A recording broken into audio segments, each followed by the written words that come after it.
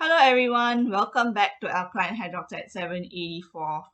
Yes, I know I haven't done anything in almost a month. And yeah, I apologize and I'll tell you why. At least if you haven't seen the other 1 minute video. So basically, if you've been following this channel for quite a while, you know that a similar thing happened last year at around the same time. And the reason is HO. And if you have no idea what I'm talking about, well, it has absolutely nothing to do with hydroxide, I promise. But it is something to do with hall dance. And if you're in hall dance, there is this competition thing that happens in March because that's when the recess week is. And to prepare for that, you know, um, all of the halls will have practices until quite late.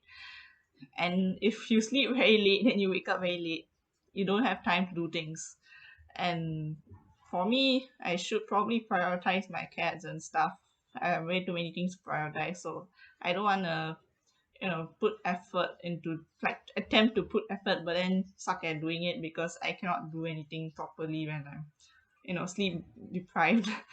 Yeah, so I rather just wait until I'm free enough to actually do the video properly and do everything properly instead of giving some very lame, like, low quality videos like what happened last year around this time, because I remember recording things at like 12 a.m. or something at this really late timing. I have no idea what I was doing and I fell asleep through recording once.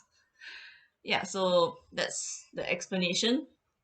And the next video after this will come in March, so just telling you that in advance. Yeah, so in terms of GPO, since been a while, basically this is supposed to be the fourth episode in the subject team, and there's gonna be one more, but that one won't come immediately after unless I actually get around to finishing it. Maybe wait, no, yeah, I finished four, so the fifth one is the one that I will do later on because I need some time to think about it. And also, it makes more sense to do this one first. So, there's a new team, and this team is going to be called More Than Appearances, or maybe you can talk about it like the idiom, like tip of the iceberg.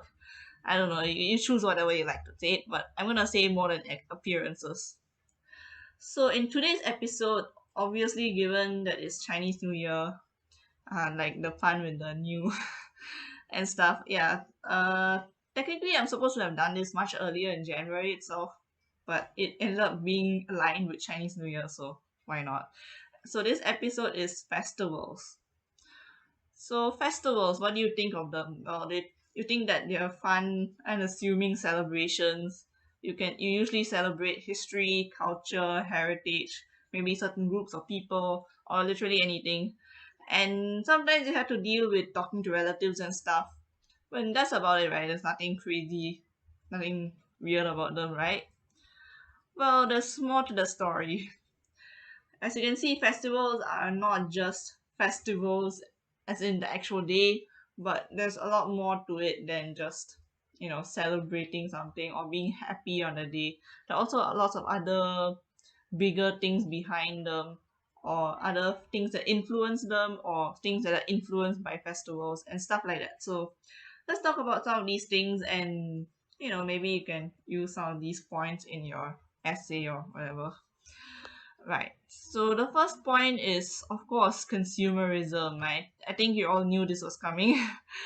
And I think I probably mentioned the Coca-Cola thing way too many times. So from the Coca-Cola inspired Santa to the useless gifts you buy on Valentine's or any other day, I guess. And yeah, like, it doesn't have to be like the more traditional festivals. They can include stuff like Valentine's Day, Teachers' Day, Mother's Day, Father's Day, whatever day. I don't know. So it's not just about festivals but also celebrations in general. So yeah, that's the first point, consumerism. So I know you all know about the Coca-Cola thing already, so I'm not gonna explain about it again and again. And it's painfully obvious how commercialized Christmas is, even to the extent that for many people it's just like a holiday to buy gifts or get good deals, the sales and everything. Especially since a lot of us aren't exactly Christian to begin with, so for us, Christmas is just a holiday to have a holiday and go to Orchard and see all the nice, pretty decorations and buy stuff. In reality, I don't do any of those things. I just sit at home and study. Actually, not study. Why would I be studying in December? Do something else, I guess. Do GPO videos. And likewise, many such festivals have held hands with commercialization. So you can find more information in the examples and stuff in this article by Bologna Business School. So there's quite a few holidays. I think a lot of them are actually Western based holidays or American holidays that have been quite commercialized. You've heard about the whole thing like the Black Friday where people literally rush to the shops and some of them even die in the process because there's way too many people. Yeah, so things like that, it really shows how much consumerism can play in certain holidays. But the point is, many original holidays, like actually traditional holidays, now come with the added pressure of buying something. So, usually you might be like, okay, we need to get a gift for my friend or my family or whoever it is. But what do I buy for my friend or family member who has everything? Yeah, so and there are also many other holidays that are literally founded on the idea of giving a gift to a special person in your life, aka Valentine's Day, Teacher's Day, Mother's Day, Father's Day, whatever day that you want to talk about. And of course, this isn't necessarily bad. Like, I mean, who doesn't like a thoughtful gift? The idea of giving a gift benefits both the giver and the recipient. In fact, the recipient gets something, something nice, and the giver gets the feels good vibes of giving a gift. Furthermore, the process of gift giving does create a connection between the giver and the recipient. And it's more so if the recipient actually resonates with the gift. Like, for example, if you give me some orange colored or turquoise colored Muji pens, I'll be so happy compared to giving me some jewelry which I don't even use.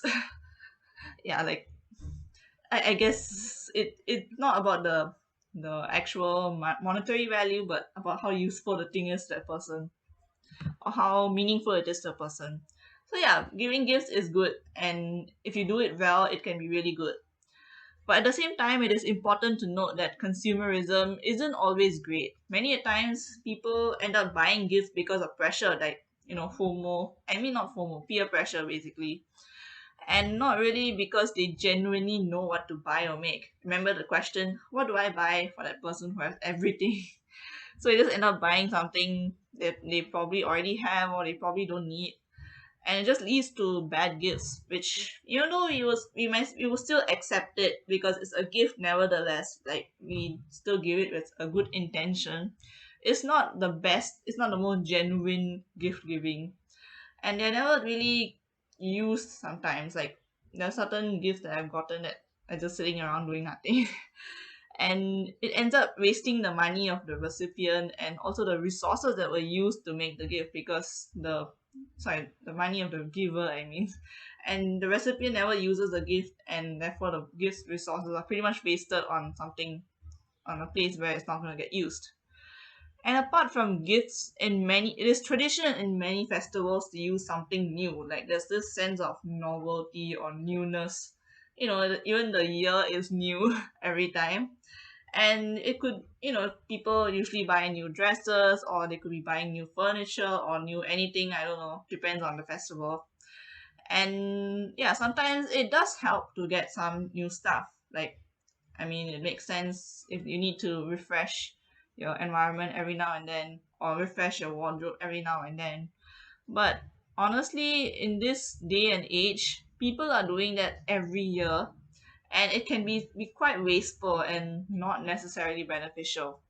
And this becomes worse with those who are already impulse or already shop frequently and already update their wardrobe a lot. Maybe for people like me, since I don't know what to buy, I don't actually go clothes shopping all that much. So maybe buying something new is actually worthwhile, but at the same time, it is actually not that worthwhile because the new thing is usually something that can only be worn for a festival purpose. So yeah, so the point is, buying new things isn't always useful, and they end up just sitting in your closet or your home or whatever it is for ages, and you hardly ever use it. And yeah, the easiest examples would be like actual festivals, literally, you know, based in shopping, like those online sales, the Singles Day and all that stuff. The 11, 11, 12, 12, 9, 9, 10, 10, whatever. They extended it to all the months of the year already. But it's also true for normal festivals as well, like actual traditional festivals like CNY, Deepavali, Christmas, Hari Raya, Hari Raya Puasa, and so on and so forth. And the difference is just the location of shopping. I think the online ones are just online, and for normal ones, it's usually you go to a bazaar or a night market of sorts, or you can even go to a normal shopping mall or something to buy your stuff. So that's the difference. Both of them involve a bit of shopping and sales and people just buying things that they may not actually use all that much. But we'll talk more about wastage later on. Let's move on to the next point. So this first point was about consumerism. So second point is on controversy. So this is going to be about controversial festival origins or controversial festivals themselves. So I think some of you probably know this already. So I'm gonna first talk about Thanksgiving. You might be wondering, wait, Thanksgiving? What's controversial about that? Well, for most of us people in this world, we celebrate harvest festivals of some sort. But in America, they have this thing called Thanksgiving, as we all know. And what we usually think about when it comes, if you say the word Thanksgiving, we usually think about turkeys, cornucopias, and stuff like that. I don't know, pumpkins, not pumpkins, that's Halloween, never mind. Stuff like that when we hear the word. But as wholesome and family oriented as it seems, well, it actually has some pretty problematic origins. So in school, like American kids learn in school that it comes from this, like the natives, the American Indians, long ago, they invited the European settlers for a friendly meal together. But the reality of it is much more complex because the European settlers weren't exactly the best people to be having on your land. Like any of those European settlers always bring something bad with them. But the thing is, the natives, some of them, like the particular tribe, kind of needed help to fight the diseases, which were probably brought in by the European settlers, nevertheless, and also to fight rival tribes. And that was why they asked the European settlers to come join them for a meal and get their help as well to fight the rival tribes. And this history is followed by like a civil war between tribes and also between the natives versus the settlers. So yeah, there's a lot of violence that it surrounds Thanksgiving, and it's not as wholesome as it seems. So you can read more about it in the Smithsonian article. But yeah, that's the main gist of it. Likewise, there are other festivals with controversial origins, but I kind of find it a bit hard to find these stories. So if you do happen to find anything, or if you know about anything particularly controversial, you can comment below. Or if you have any questions, maybe I might know the answer to, you can ask them below. Yeah, so like controversial origins, there are also controversial practices that happen in festivals. And there's more websites to tell you about these practices and stuff like that. But one of them is brutal animal treatment. So let's talk about a few of them. So first off, we look at those festivals which involve animal fighting. So what comes to your mind? You think about two different things.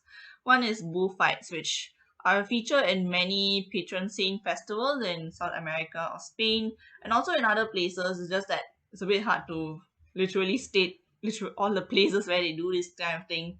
Basically, chasing a bull or chasing another animal, maybe like a horse or something like that. So some of these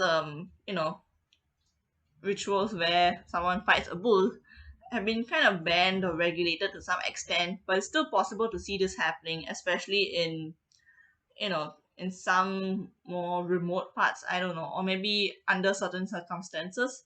And I think even in India, there are some villages where they have some sort of fighting involved with bulls as well. Yeah. And another type of fighting is cock fighting, where two roosters are put to battle it out. So I think you guys know what this is too. And it usually leads to one of the roosters dying because it's quite brutal. And it is done in various festivals as well, and also on its own as a competitive thing. And it's done in so many places. Like I went to Wikipedia and I see this huge list of countries, and I'm just like, okay, I don't really want to pinpoint anyone anymore. But you know, there's definitely some places where it's done, not only here in Southeast Asia, but also in other parts of Asia and even in the Western world, it's been done. So yeah, so that's one kind of thing, and animal fighting. So apart from animal fighting, well, there's another controversial practice which is eating certain types of animals. And yes, I think many people are probably gonna be reminded of, or maybe they're gonna bring up that stereotype of the Chinese people eating dogs or something like that. So let's clarify that this stereotype is not true of all Chinese people and is mostly done in very specific cities or places. And I think there's one place which was brought up in searching online called Yulin. And you might want to know what is my opinion on the dog festival that happens there. Well, I think it is definitely bad. Like the dogs are not treated very well, and they're literally crammed into a bunch of cages before they're killed. But then again, it is not fair to like, be so alarmed or a festival where people kill dogs to eat when there are literally so many other animals being slaughtered daily for consumption. And those animals are oftentimes not treated well either. So yeah, I think it's like the uproar over this one festival is because dogs are really cute and we associate them as our friends and I don't know, companions and stuff like that. But does I mean the little puppers look so pitiful and cute, but does that mean that a cow or a pig or those adorable little chicks, like the yellow little chicks, aren't pitiful? Do you think that's the case? So yeah, I feel like it's not fair to lambast Yulin and Chinese people in general. And when there's so much more in other parts of the world where other animals are also being killed. So in fact, instead of looking at dogs specifically, let's look at anything. I feel like it's more important to focus our attention on endangered animals because that is where if the animals are killed to a great enough extent, it becomes truly bad. Like the whole ecosystem will get affected by it. So of course, yeah, I think you guys know about shark's fin, and I'm not sure about bird's nest though. I think bird's nest is more of this a very expensive thing that's hard to get and probably more dangerous for the people collecting it. But it's also a bit of probably damaging thing to the bird ecosystems there. But the thing is, these things have been brought up in the news, and people are aware that stuff like shark's fin, which leads to many sharks being killed and just left to die in the sea, literally just for their fin, which seems a bit wasteful in a way. Yeah, and also not very good for the sharks because some of them are quite endangered, or at least it could lead to them getting endangered. And it's good that many people are avoiding these things, not only because they're expensive but also because they're not very good for the animals, and that's a good sign. I feel like it's good to avoid these and embrace practices that are still just as interesting and fun but less like impactful on the animals.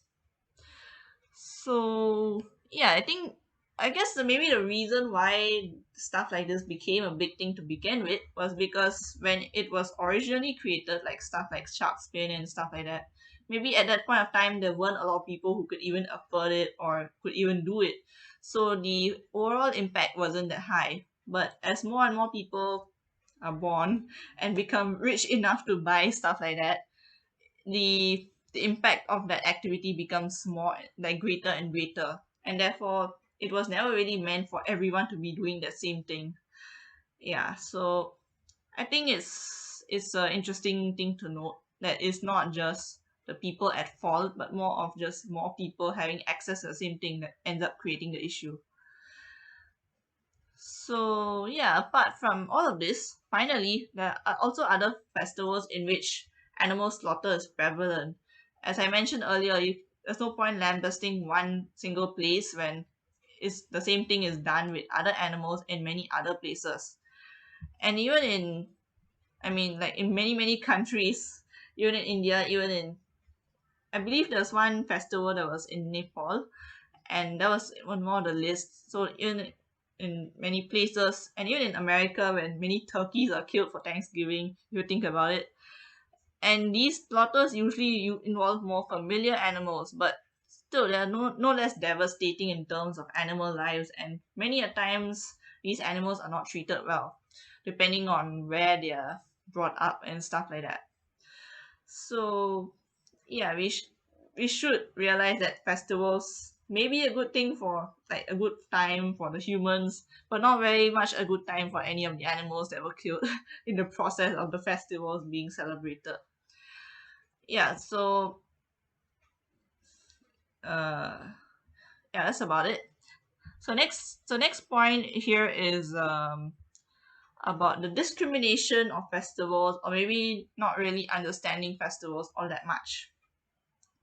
So yeah, I saw this Reddit post by user Ramen Rami 22 about CNY being more celebrated than the other major festivals like Deepavali or Hari Raya. Well, honestly, I never really thought much of it because one, I don't really care that much about festivals to begin with, and I had fun in primary school because all of the festivals were celebrated to an extent. And yes, it's true that generally the preparation for Deepavali and Hari Raya were pretty much mostly on the Tamil and the Malay departments in the school. But honestly, it was still celebrated and it was still fun to do it. And the thing is, primary school was a simpler time and things were fun generally. So yeah, what do I think of it? Well, I don't think this is much of an issue to me personally. Like, I don't really care so much about whether who prepares for the festival or how extravagantly the festival is celebrated. I don't think that's the main issue to me as a person. I think the real issue is that many of us aren't that familiar with the practices and the justifications behind the festivals of other races.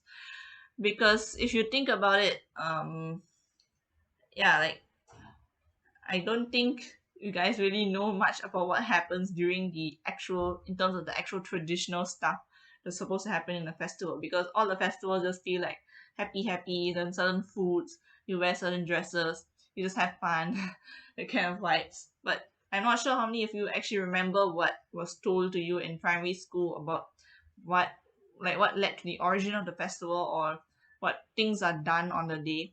And even if you did, you may not really know everything about the festival. There's more to it than just that one festival. Yeah, so if you want to actually go back to the original argument about um you know more effort being put into CNY, well, I think it's kind of true, like how some of the comments say it. It's probably due to economics. Basically, it's a more economical way of doing things. And also, honestly, if you think about it, right, there's a general trend of it being the most fun and actually present in primary school compared to secondary school and JC. The festivals become less and less of a thing. Actually, they mostly just become a day where you wear some clothes and maybe, but you still go for classes, and the celebration is at most 1 hour long, which is not a lot of time. So in the end, a cat's triumph the festivals in the end. Especially in JC, there's hardly anything you can really do much on that day. And even without regards to JC, I remember there are so many Deepawalis on which I actually had to study for exam because the exams were always right after Deepavali. And honestly, I don't really care about Deepavali that much, except for the traditional stuff that we have to do in the morning. I think that's the only thing I actually care about, which is we take the oil bath in the morning and like wear new clothes and stuff like that. But after that, I'm really like, I don't feel like doing anything. And most you end up just watching TV. Oh well. Anyways, at the end of the day, festivals are Yeah, so at the end of the day, it's important to note that festivals are for the community to celebrate themselves. I know it sounds a bit selfish to say that, but the point is, if it's a festival that you celebrate, then first and foremost, you guys have to celebrate it on your own as well. And I don't think it's necessary to be like super involved in celebrating other festivals, and instead be accepting of the festival or allow them to celebrate the festival and also understand it a little bit better. Maybe it's fun to know more about why certain things are done. So yeah, that's my opinion on that particular point in the Reddit post. And now let's look at actual discrimination in festivals, because there's actual discrimination that happens in certain festivals around the world. Although I only really found two examples, so oops. But I think you can find more if you search deeper. I just don't have a lot of time to search really deeply to find things. So the first example is in India.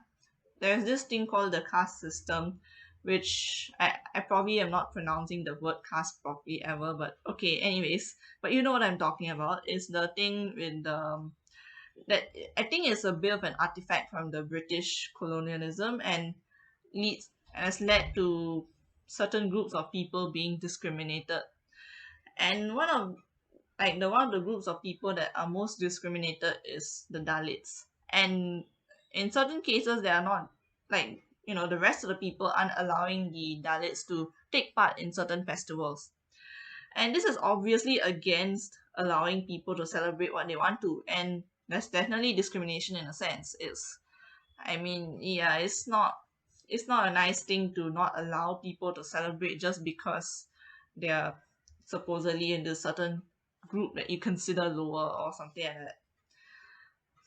So at the same time, there are people who are trying to make the caste system obsolete and make things better for the Dalits as well. So hopefully things will be better in the future, and everyone can participate in the same festival without feeling like left out or feeling discriminated against. So the second example is this thing called the Statement Festival. I literally saw it only when searching online. I was like, what? What is this? So apparently, it's this thing where someone wanted to create a festival that was only for women, and no cis men were allowed in there. So by cis men, I mean cisgender men are not allowed in the festival. And yeah, like apparently Sweden wasn't very happy about it, and they were like, "Oh, you're actually discriminating against men by not allowing men to participate in the festival." Well, yeah, you could probably consider it discrimination. Discrimination just literally means, not allowing one group of people to do the thing that everyone else is doing in a way. But at the same time, the festival, like, this isn't like a traditional festival, and it's more of a celebration of women's pride. So maybe it might make sense to make it only for women and not for men. But at the same time, it may seem a bit counterproductive to celebrate a women's festival, which allows you to celebrate a group that is generally ignored by the other half of the population, but in the process you re-ignore them, like you ignore the other half of the population back, which I think is a bit counterproductive and just makes the so-called tension worse. I'm not sure if it's really the best way to go about doing it. I think it's still possible to allow certain men to participate in it, especially if they support the festival wholeheartedly and they actually want women's rights to be a thing. Then you could probably allow them to participate too. It's not like it has to be completely women only.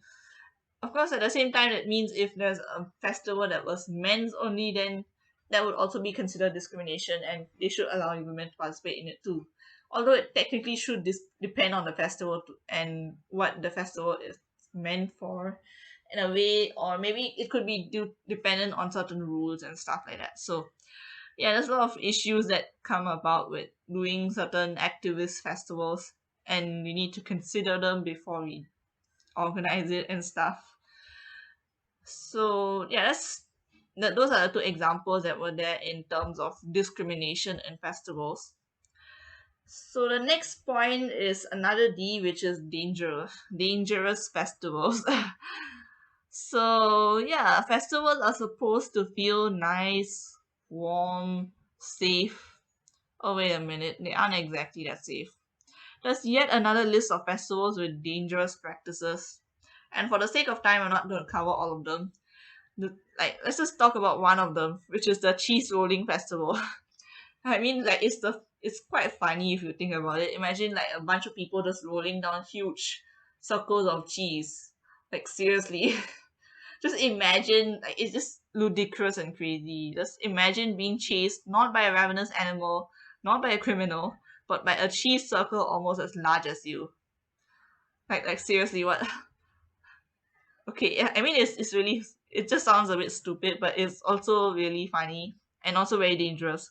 So please don't participate in it unless you are professional at running away from a big circle of cheese. But apart from dangerous practices, like you can read about the rest of them in the links below, because I don't really want to read off the list. That's going to be very boring to do, so let's not do that. You can look at it on your own. So but apart from dangerous practices, festivals are sometimes dangerous in a less apparent way, and this is usually by affecting the environment. So festivals can contribute to pollution. So just like when Deepavali firecrackers or fireworks contribute to air pollution, especially in places like New Delhi where the air pollution is already really bad, and then you have Deepavali stuff, like the all the smoky stuff that contributes to it even further. And that's why I think in recent years there's this call for greater regulation on these things to make sure that they don't create air pollution. And there's also probably a reason why in Singapore we can't really get a lot of those stuff that you can see in India, which is really fun stuff. Like they look really cool and fun, but you can get them here because they're quite polluting to the air. At most, we have the sparklers, which literally everyone uses. People use during the Mid Autumn Festival, then people use during Deepavali, and people use it for everything. Yeah, the sparklers. That's the only thing we get. Anyways, that's one way that festivals can be bad for the environment. Another way that festivals can be bad is by contributing to wastage, like plastic or packaging from overconsumption. You buy so many new stuff, then there's just a lot of packaging that comes with it, or food wastage from the buffets and free food from relatives that we just can't finish in time, because all of the free food generally is stuff that you don't eat a lot, like they're like snacks or unhealthy stuff, and you can't really just finish up that quickly because it's hard to finish things like that quickly. It's easier to eat meals than to eat snacks, if you know what I mean. And even in music festivals or other outside events, trash is quite rampant, and especially I think there was like news quite a few years ago about Singaporeans not cleaning up after themselves. It was quite funny in a way, versus like Japan, which everyone just cleans up after themselves. But regardless of whether you clean up after yourself, there is still a lot of trash that ends up getting generated. And you're also stuck with the products of consumerism that stick around as hoarded objects, like all the free goodies that you get in the festivals, either music festivals, National Day, or from your relatives for that matter. And some of them just stay in your house as a product of hoarding. Yeah, so as you can see, doing this just doesn't help with the environment, because the more that we end up hoarding in our houses, or we just end up not using, the less actually gets recycled back into it. Or even if you wanted to recycle it, sometimes it's just not possible. Not everything is recyclable, and not everything is reusable as much as you wish to reuse it. And yeah, so the best way to go about doing things is to reduce, always. Out of the three R's, reduce is the most effective one. Yeah. Yeah, that's for that particular point. The point is, wastage is a thing that happens in festivals, buffets especially, because it's not. I mean, the link that I have is more for hotel buffets, because they always be restocking the buffets in hotels. But even for buffets that you order for your house, or like a house party, sometimes it doesn't get finished. And I don't think you want to eat the same thing for the next 2 days. Sometimes you end up just throwing it away because it's just not fun to keep eating your buffet food. And yeah, it's just not good, like all the food wastage and the plastic and the other pollutants that can get into the environment just because of festival. It's quite ironic that when people celebrate something and they're so happy during a festival, they kind of inadvertently cause something that can cause them great suffering in the future, if you know what I mean. Yeah, global warming. Okay, anyways, let's move on. So next point is about the superficiality of festivals versus modernization. So do you think festivals are becoming modernized in a good sense, or are they just becoming superficial, which is like the bad thing? So if you want to talk about both of those points, this is mostly going to be opinion based, and there won't be that many links or examples for the stuff I'm going to say, but I think you understand them nevertheless. So you can just include your own, what you've observed or what you think makes sense as an example. So as we modernize, we sometimes get sucked into the negative or like the overly influential aspects of the festival, while forgetting what the true purpose of a festival is. If you think about it, like um, yeah, as you modernize, you kind of just you get more involved in the consumerism side of things, like all the sales, all the buying stuff, and that's not good in a way. And you also end up like thinking, okay, if I take a picture, that's the main point, rather than actually spending time with the person and talking to them, having a good conversation. Instead of prioritizing that, you prioritize taking a picture, or you prioritize doing things for the gram kind of. And that may kind of end up making the festival quite superficial. And sometimes people might celebrate festivals for the sake of it, like just for the sake of looking cool and making, like, for the sake of FOMO. They don't want to miss out on things. They want to look like they're having fun too. But in reality, they're not really getting much out of it in terms of meaningfulness. And also, there are some very interesting stories behind festivals, and I think a lot of people have probably not heard of them sometimes. Like as we move further down the generations, I think like the younger kids may not even know about some of these stories. And I think that's why primary schools are still, like, if the primary school is still talking about them, that's quite good actually. For as bad as it gets, or at least for as problematic as primary school sometimes is, at least we get to learn about these things. And yeah, sometimes people end up forgetting about the true purpose of a festival because of all of these things. So that's the idea of superficiality. And the other way of looking at it is, oh yeah, actually before we move on, like in terms of superficiality, we can also talk about the fact that people look at the materialistic side of things.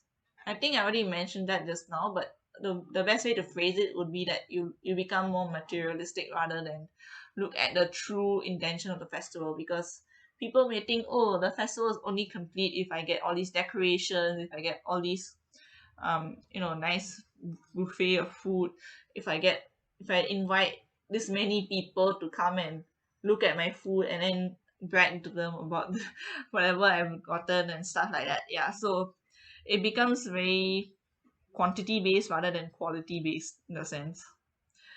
So now let's look at the good side of things, which is modernization in a good sense. So I think for CNY, one of the things that has probably become more common is electronic ang pao, which is pretty cool. It's like, you have like an app, the DBS app, then you just send electronic ang pao. You can save a lot of ang pao paper. And you can save the trip to your bank just to get new bank notes to put in your ang pao. And there are many other things that have become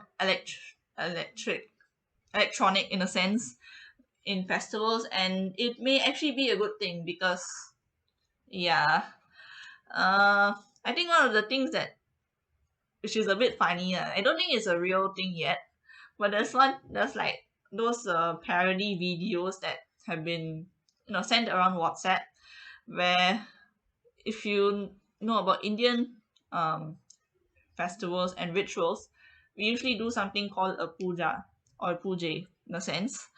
And and in some of these videos, they're doing them in an electronic sense. So instead of actually having the stuff that you need to, you know, put into, like, because you usually have like a fire and then you put stuff into that fire. Here is like electronic. It looks electronic, and then you press some button on the tablet and then it puts it in that electronic fire for you. I don't think it's a real thing yet, but it's quite funny. It could possibly be real in the future. Hmm. It probably might save a lot of money buying all of those things though, so who knows, that may probably be a thing in the future. But anyways, parody stuff aside, let's look at actual things that are already electronic in a sense. So first off, we have stuff like video conferencing. We have WhatsApp video calls, or just calling in general. You can connect with your overseas relatives, which is, you know, helpful for doing distance celebrations without them having to fly over or you having to fly over an airplane. You can just see their face or through the computer or Skype or whatever it is. And not only does that save you like the airplane fuel and the money that you have to spend to go there, it also helps in times like these, like, when there's a pandemic and stuff, you can't really travel anywhere. This is definitely a great way to still celebrate the festival and still be together with the family. And apart from connection with your relatives through online means, there's also new ways of doing old things. Maybe, like, the original tradition may have certain ways of doing it, but it may not be like efficient, or it may take a very long time to do it. But as more and more people celebrate the same thing and the demand for the thing becomes higher, sometimes instead of the thing becoming quite burdensome, it can actually change. It can evolve into a slightly better practice, or a slightly more um, efficient practice that is still sustainable in the long term.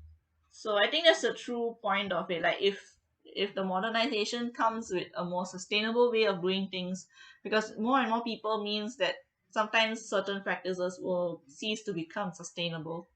If instead of just becoming stagnating like that, if it changes to a practice where you can do it in a very sustainable manner and you can continue doing it for ages to come, then the festival is still preserved in terms of its genuineness, while the practices itself do not end up being detrimental. Yeah, so as you can see, I haven't really mentioned any specific examples. I'm just giving you the point here. So if you want to use this, you probably need some examples to combine with the point. Yeah. Unfortunately, I can't really think of things right now, and I already spent a lot of time just writing the rest of the script. So let's move on. So the final point here is, I think maybe a good thing, maybe just a neutral point, and it's about the harmony or unity amongst people, or maybe just a lot of people celebrating a festival, which is a lot more people compared to the original celebrators of the festival. And this is probably spurred by globalization, most likely. And I think the most painfully obvious example here is Christmas, because everyone talks about Christmas. There's Christmas holidays in even places where there aren't that many Christians to begin with, and it's a thing. It's really has become quite a bit of a commercial festival as much as it's actual traditional festival for people who celebrate it traditionally.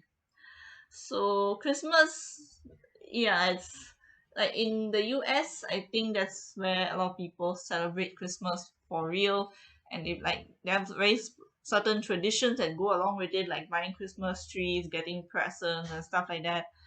But even in places like Japan, which I don't think there's a lot of Christian people there. Christmas is has become a day where people go and buy KFC or something.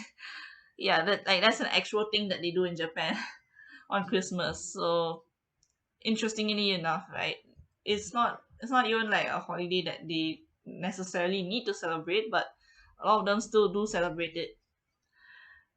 And likewise, there are other certain holidays that have become globalized in a sense, like Valentine's Day, Mother's Day, Father's Day. All of those days are quite globalized in a sense. But maybe they might be celebrated on different days for different countries. But a lot of them are quite universal. Like you know about it from no matter what language you speak or where you're from. And yeah, this is really something that a lot of people celebrate and a lot of people resonate with, even though they may not necessarily need to celebrate it per se according to their community. So is this a good thing or a bad thing? Well, who knows? It's definitely a product of globalization, and it shows that globalization is one of those things that really fuels the world in a way. And it allows the consumerism and the capitalism to take hold in many countries. But I think it's still a good thing to some extent because it's just another holiday that you can use to relieve the stress from working and relieve the stress from the otherwise troublesome everyday life that people have gotten into nowadays. Yeah, so I mean, yeah, it is still fun to have an event in a sense, where no matter whether you care about it in terms of your culture or not. So that's the last point. Now I will conclude and we can then end. Yay! So in conclusion, yeah, there's truly more to festivals than just being happy and talking to pesky relatives sometimes. Uh, like there's really a lot of things behind it. And I think it's important to take note that there's all these aspects that are not just what you usually think of when you think of festivals. And considering these aspects, maybe the best way to move forward is to think of ways to make your festival better. Maybe make it more sustainable, or make it like, you know, or maybe you can reevaluate why you celebrate the festival. So that next time that you celebrate it, you can feel a bit more connected with it. You can feel a bit have more meaningful festival celebration rather than just celebrating it for the sake of celebrating it. Yeah, so that's about it. I hope you found this episode useful. It is yet another long episode, and I think it's only rightfully so given that it's been a while since any episode came out, so might as well. If you found this video useful, please press the like button and subscribe. And with that, I would like to say thank you and bye.